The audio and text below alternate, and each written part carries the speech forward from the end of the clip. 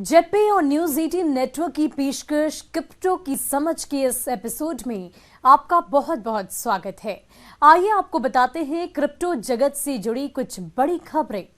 Crypto का इस्तेमाल कर दुबई में अपने वेंचर्स बढ़ाने पर रूस की नजर।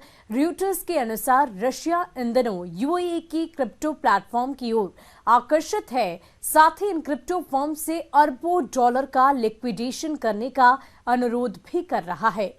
इसी तरह उनमें से कुछ यूएई में एसेट्स खरीदना चाहते हैं, जबकि अन्य अपनी संपत्ति को FIAT मनी में बदलना चाहते हैं ताकि वो इसे हाइड कर सके। एक एक्सचेंज ने पुष्टि की है कि उन्हें पिछले 10 दिनों में स्विस ब्रोकर से एक बड़ी संख्या में रिक्वेस्ट मिली है, जिसमें अरबों डॉलर के बिटकॉइन को लिक्विडेट करने को कहा गया है।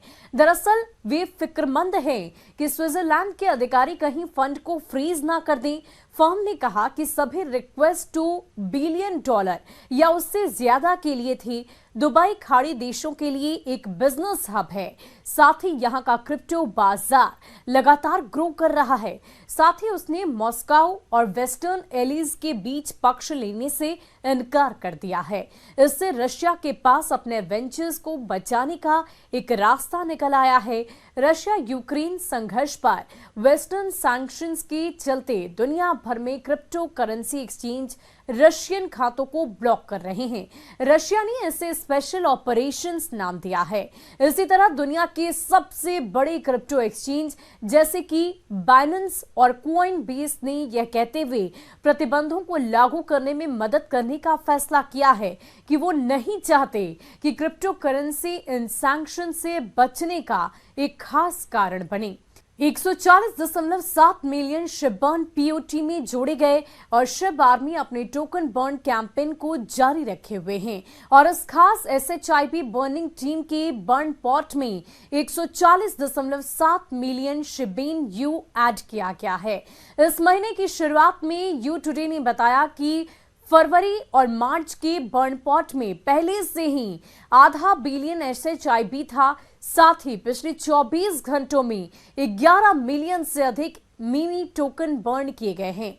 जॉनसन SHIP बर्न गेम्स के ऑफिशियल ट्विटर पेज पर @SHIP सपेस्ट ORE ने कहा है कि मार्च में अब तक कुल $3,159 मूल्य की शिबाइन को बर्न किया गया है और इसकी तैयारी की जा रही है, जो कि नियमित रूप से हर महीने के 15 दिन का होता है और इसकी वैल्यू डॉलर में 140,712,694 SHIP कैनन टोकन्स के बराबर है। टेरा लूना इथेरियम को पीछे छोड़े दूसरे नंबर पर पहुंचा और पिछले एक सप्ताह में लूना टोकन की कीमतों में बढ़ोतरी के कारण है TVL में इथेरियम को पीछे छोड़ते हुए दूसरी सबसे ज्यादा स्टेक वाली प्राइमरी डिजिटल करेंसी बन गई है।